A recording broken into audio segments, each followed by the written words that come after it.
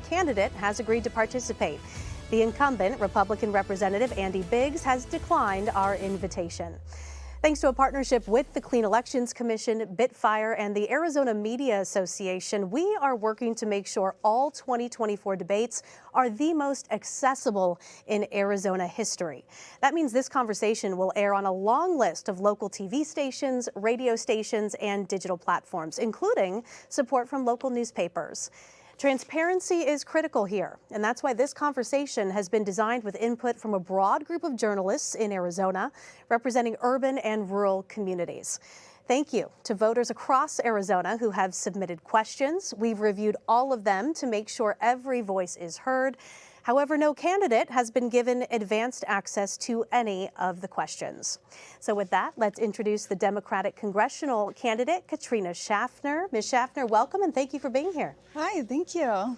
I'd like to start by giving you an opportunity to introduce yourself to the voters with your opening statement. You have 2 minutes. Hello, my name is Katrina Schaffner, and I'm running for Congress to challenge a system that benefits the top and has left the rest of us behind. It's past time to hold billionaires and their price-gouging corporations accountable. I've worked in the trades, I've worked in corporate, and I've been a political activist my entire adult life. Andy Biggs is a wealthy man who serves even wealthier men. And I believe it's time to stop playing politics and start governing. Thank you. Now, Ms. Schaffner, your district covers eastern Maricopa County and parts of northern Pinal County. You mentioned your opponent. He has been in Arizona government for about 20 years. He has held this seat in particular since he was first elected in 2016. What have you seen or heard as you've connected with voters in this district that shows you they're ready for a change? Yes, a lot of voters are tired of the traditional way of politics. And our campaign is powered by people who want to see a change in our political system. And what we're seeing and hearing on the ground is that folks feel like government is not working for them. And this economy is not working for everybody. And they want someone who's actually going to be better representation. They want to know why someone like Andy Biggs, who's supposed to represent them, is part of the criminal conspiracy to overturn our elections. Why was he at an Oath Keepers event where they were calling to hang then Senator John McCain? As constituents, they deserve answers, and they're ready for someone who is willing to get into Congress and work for everyday families. You did touch on the economy a bit there, so let's start with that top issue. Right now, so many Arizonans are struggling. At one point, Phoenix had the highest rate of inflation in the nation. It has since come down, but what are your plans, some concrete steps to help bring some of those rising costs down so that the average consumer can get some relief? Yeah, I know what that's like.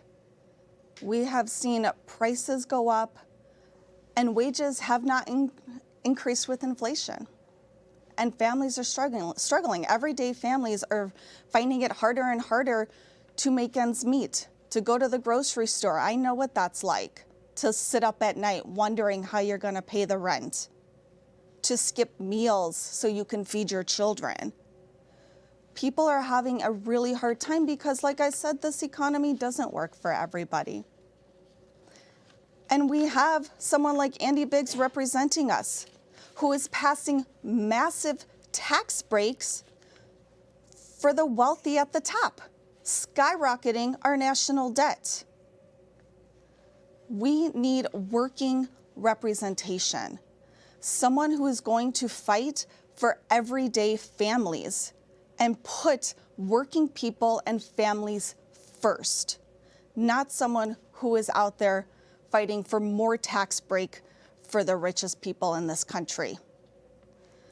And so when I get to Congress, I am going to prioritize everyday people, everyday families, and making sure that we are holding corporations accountable. so that they are paying their fair share. Now, the Congressional Budget Office is projecting a federal budget deficit of $1.9 trillion for fiscal year 2024.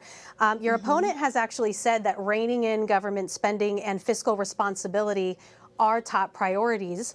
What's your take on the federal budget, and how should those dollars then be managed and spent? Yeah, he would say that when he's passing tax breaks that are skyrocketing the debt. What we need to do is hold corporations accountable so we can invest in small businesses, working people, and families. There are a lot of different ways that we can do this, but my opponent continues to vote against tax breaks for everyday people. He voted against small businesses during the pandemic. And when a small business starts to struggle, it is harder to get back on their feet. So we need to make sure that we're taking those investments and putting it into smaller businesses, putting it into local economies so that everybody can feel like they have some financial security. And right now, people are not feeling that. We want to make sure that those resources are actually going down to everyday people and that you're actually feeling it in your everyday life. And of course, housing is a big part of this as well. You've been very open about your passion for that issue. A recent poll by the Center for the Future of Arizona shows that 78% of all likely voters do want to increase affordable housing in their community. How do you help make that a reality, especially right now when prices and interest rates are so high? Yeah, a lot of people, especially younger generations, they don't believe in the American dream anymore. They can't start their families. They can't buy their homes. The interest rates are skyrocketing. And again, Andy Biggs continues to vote for tax breaks for the top.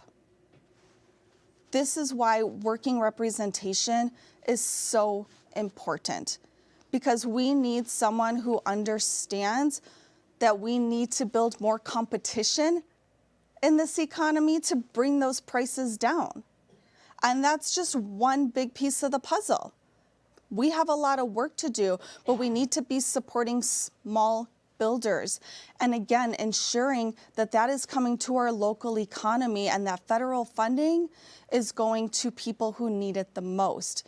Everyday families, working people who just cannot get by and are living paycheck to paycheck. That's what we need in Congress, because we need someone who understands how federal government is impacting our day-to-day lives. That includes housing, because our senior citizens are also struggling with affordable housing, and they are getting left behind as well. So we need someone who's ready to tackle those corporations and ensure that we are building that competition, that we are giving breaks to people who cannot get on their feet. Well, in this district in particular, I mean, the East Valley has seen such a boom in apartment buildings and rentals. President Biden this summer proposed a national rent cap of no more than 5% per year. There are new laws in Oregon and California enacting rent control. Is that something you support? And if so, how would you work to pass something like that through when it's known historically to be one of the most divisive issues among lawmakers when it comes to housing policy? Yes, we've had rent control in the past, and it was proven very effective. So that is absolutely something that we can look at to help bring those prices down. I think the bigger issue here, though, is that we have a small percentage of corporations and large builders who are driving the market, and we need to get a handle on that. Otherwise, anything else that we do isn't really going to impact everybody in a significant way. So we need to tackle the bigger issues so that people actually feel it in their wallets every month when they're going to pay the bills. And you mentioned some of those builders. The process to build affordable housing is complicated. It can be lengthy. It can be expensive.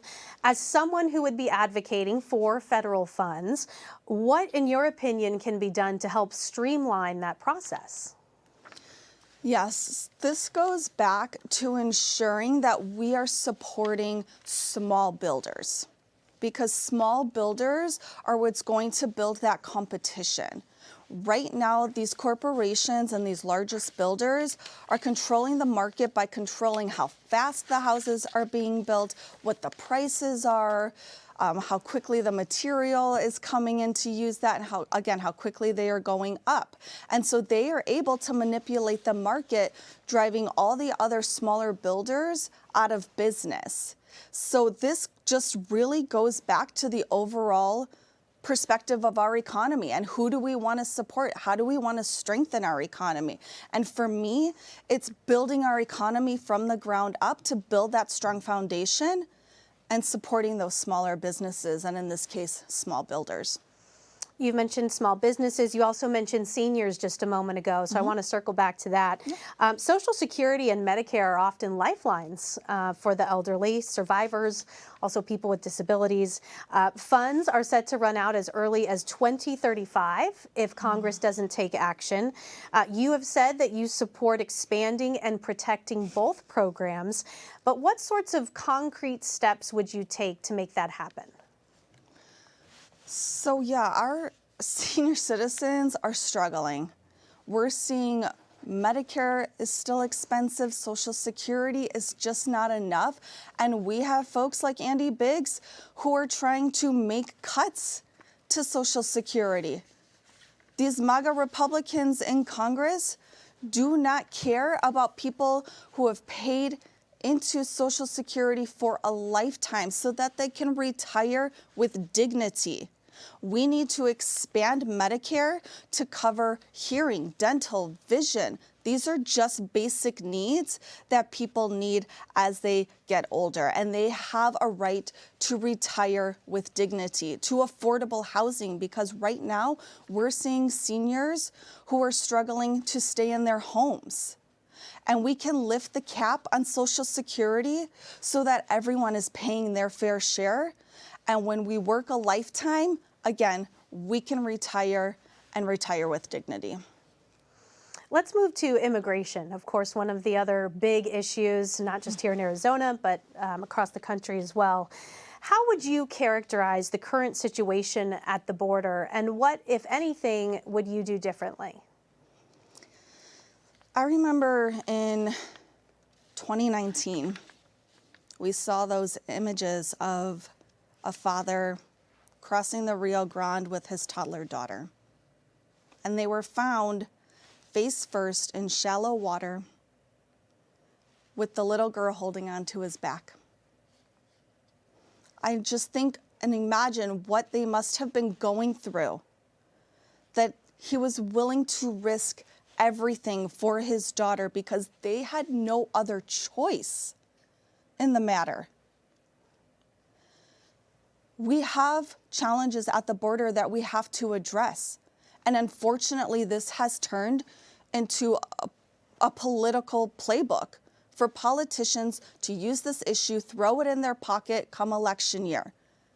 And we've seen that play out this year with MAGA Republicans in the House who killed the bipartisan border bill just to give Donald Trump a win so that Democrats didn't have a win. We absolutely have to pass the funding in this bill. It addresses Border Patrol and helps provide the resources that they need, the funding that they need, and the technology that they need to do their jobs properly. It tackles the fentanyl crisis, which hurts everyone from every background and every socioeconomic status.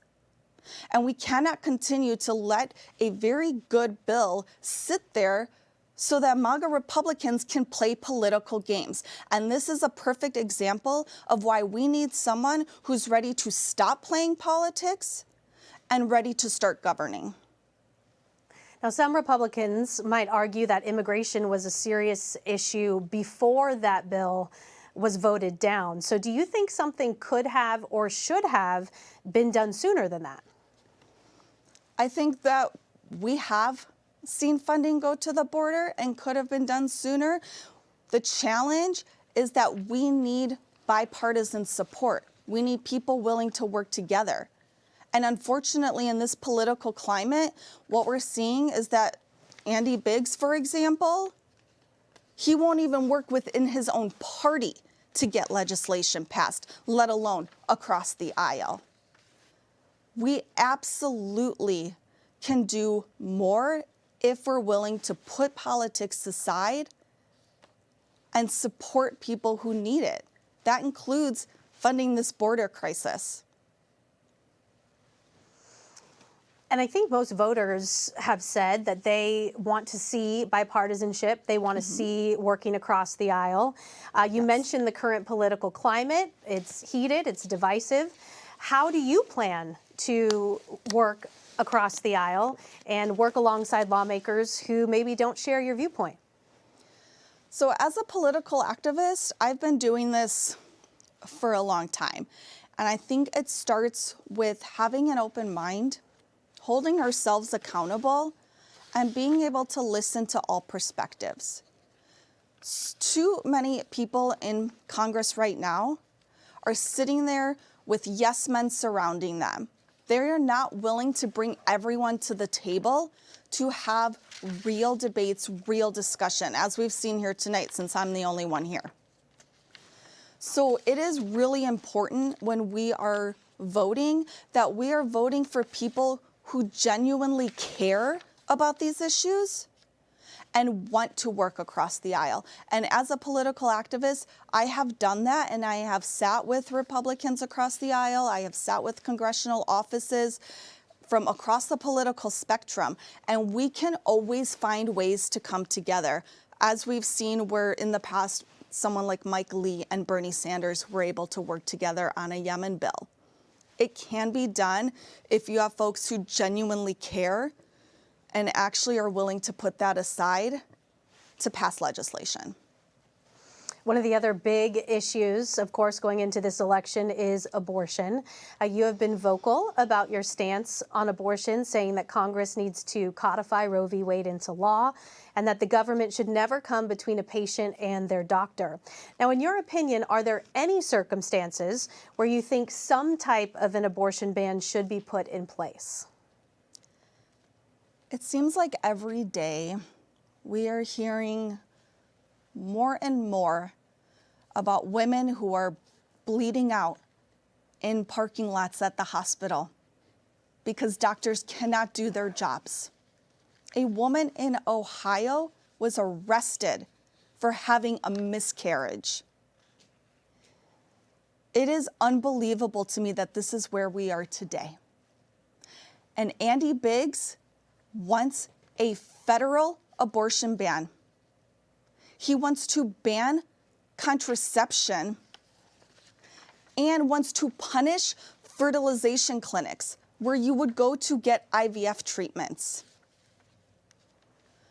I would absolutely always support our reproductive freedoms, whether it's abortion, contraception, IVF, because never should a politician come in between you and your doctor. Never. So just to clarify, do you think there should ever be any type of an abortion ban put in place, whether that's by term or a certain point in the pregnancy? No, I think we need to restore Roe v. Wade and go back to those standards. And we've had it for 50 years. We should go back to that. And Arizonans will be voting on this particular issue coming up here soon. Yes. Do you think that this should be something that's in the state's hands, or should it stay a federal issue? Well, as we've seen with the overturn of Roe v. Wade, we are hearing more and more of these stories that I was mentioning before. So it absolutely has to be a federal issue because we cannot afford to see more and more women struggling to get the health care that they need. Doctors have restrictions on the care that they can provide to their patients. That is not a healthy economy. It is not a healthy ecosystem for any of us in any situation. So yes, I support a federally supporting Roe v. Wade. Okay. Let's switch gears and talk about climate for a moment. 2024's summer, the hottest on record in Arizona, as we've all been feeling. We also saw the most consecutive days with a high above 100 degrees. What is your take on climate change? Yeah, gosh, it is hot. It's so hot right now. And what we've seen is that it's just getting hotter. We're having this drought with this water crisis here in Arizona, wildfires more and more every summer, people having to flee their homes. I saw an evacuation earlier today over by Tortilla Flats. It is devastating to see the impact that we're seeing in our day-to-day lives because of this extreme weather. And when we have people like Andy Biggs who don't listen to the science, who deny climate change, and completely ignore any action, we are going to continue to see people struggle, have to leave their homes. Their homes have been burned down. They have no water. So we need to tackle this now before it gets even worse. And we can do that, again, by coming together, working together, supporting infrastructure so that we can actually tackle this crisis head on and get ahead of it before it's too late. Now, many Republicans, when it comes to this issue, would argue that the government should be pulling back on regulations. What do you propose then can be done to negate some of the challenges associated with, as you said, climate change? Supporting our economy. We can do both.